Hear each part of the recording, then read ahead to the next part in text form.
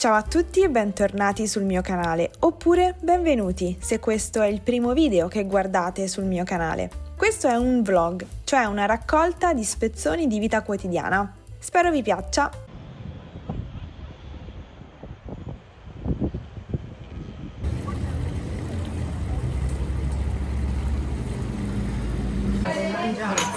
Grazie. Che facciamo? Questa mattina ho fatto la cavolata di non portarmi gli occhiali da vista, quindi adesso ho le lenti a contatto, ma mi fanno male gli occhi perché sono stata tutto il giorno davanti allo schermo del computer. Colpa mia. Allora, sono quasi le 5, adesso io torno a casa, ma prima di tornare a casa volevo parlarvi di un uso particolare dell'avverbio già, così, in mezzo alla strada. Perché mi è venuto in mente? Perché ogni volta che passo davanti a delle insegne con questa scritta, con questo uso particolare di già, mi dico, devo parlare di questa cosa, e poi sistematicamente me ne dimentico, quindi adesso ve ne parlo. Qui c'è il nome della piazza e poi c'è sotto già Piazza Paganica. Che cosa vuol dire? Vuol dire che ora questa piazza si chiama Piazza dell'Enciclopedia Italiana, ma prima si chiamava Piazza Paganica. Quindi questo uso di già è un sinonimo di ex in latino, quindi il nome precedente, e quindi introduce il nome precedente della piazza. E questo si vede sulle insegne, sui nomi, sulle indicazioni topografiche, sui numeri civici. E dovreste farci caso quando camminate per le strade di Roma, guardate all'insù e se trovate degli esempi di questo uso di già, mandatemi delle foto perché sono veramente curiosa di vedere se li trovate in giro per la città. E poi insomma riprendiamo un po' la rubrica che abbiamo iniziato tempo fa, quella di camminare per il centro di Roma con il naso all'insù. Avevo fatto dei vlog in cui vi porto a scoprire le facciate dei palazzi eccetera. Vi lascerò i link a tutti quei vlog nella descrizione del video qui sotto, così li recuperate se non li avete visti. E un'ultima cosa su questo uso di già: non è un uso che troverete solamente a Roma, ma è un uso proprio dell'italiano, quindi potreste trovare esempi di questo in qualsiasi città italiana. Mi sembrava una cosa simpatica da dire. E adesso ci incamminiamo verso casa.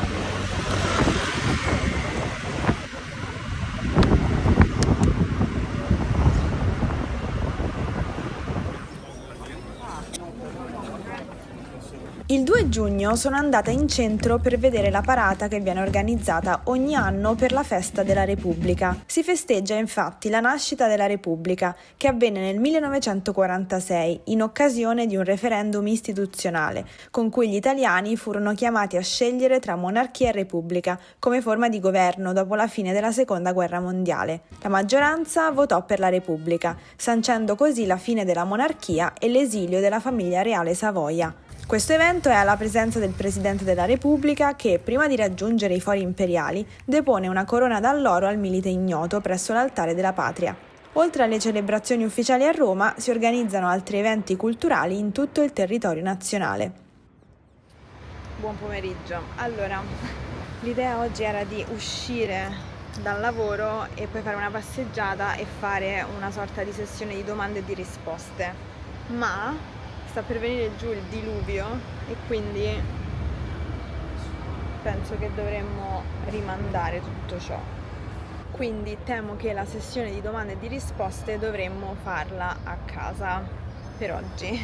Allora, sono domande che non hanno niente a che vedere con la grammatica o il vocabolario, ma sono domande che mi avete fatto sul motorino elettrico principalmente.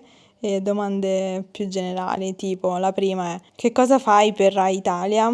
Allora, negli ultimi 2 anni ho collaborato con Rai Italia in un programma che si chiama Paparazzi, che è un programma in lingua inglese che parla dell'Italia ad un pubblico straniero.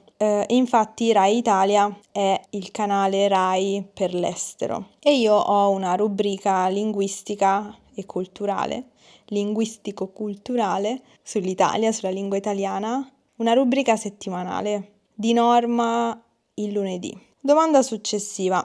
Non hai paura delle macchine quando viaggi in motorino? Allora, quando vado in motorino, sì, un po' sì, ho paura delle macchine, però anche quando vado in macchina ho un po' paura delle macchine, nel senso che non sono solo le altre macchine per strada o le altre moto ad essere un'incognita.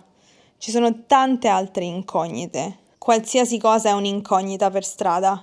Una macchina, una bicicletta, un altro motorino, un pedone. Quindi sì, insomma, dipende da tante cose, da tantissime cose. Certo è che su un motorino così piccolo che va piano perché appunto è elettrico, è un cinquantino, non vado a velocità supersoniche, hai meno spazio di manovra, quindi come dire, devo andare per la mia strada piano, sempre sulla destra e farmi, diciamo, il mio tragitto senza pensare troppo agli altri. Però insomma ogni giorno è sempre meglio, nel senso mi sento sempre più a mio agio e quindi va bene, insomma sono contenta. Poi, domanda successiva, come si ricarica lo scooter elettrico? Ci sono stazioni di ricarica per strada a Roma? Allora sì, ci sono stazioni di ricarica, ma non per gli scooter, non per i motorini elettrici, solamente per le auto elettriche.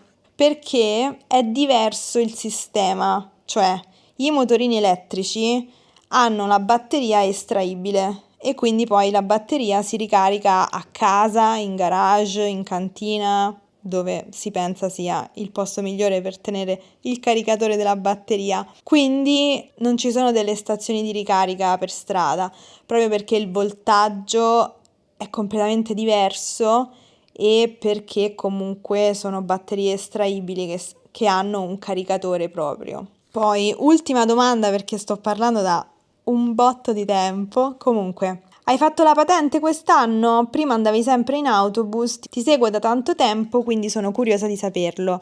Allora, io in realtà ho la patente da tantissimo tempo, la patente della macchina, dell'auto, che è la patente B. Ce l'ho da quando avevo 18 anni, perché compiuti 18 anni ho preso la patente. Ho sempre guidato la macchina. Al contempo ho anche sempre usato i mezzi di trasporto pubblici, quindi mi sono sempre alternata tra macchina e autobus, metro, tram, quello che era. Adesso ho fatto questo acquisto, ho comprato questo motorino elettrico e per guidarlo è sufficiente la mia patente B della macchina, perché con la patente B della macchina si possono guidare i motorini fino a 125 di cilindrata. Quindi il mio è un 50 di cilindrata, perciò posso tranquillamente guidarlo con la mia patente B della macchina. La patente aggiuntiva, proprio quella specifica per le moto, serve se si vuole guidare una moto grande di cilindrata dal 125 in su, quindi più di 125. Quindi non ho preso la patente quest'anno, avevo già la patente della macchina e mi basta quella per guidare il motorino che ho comprato.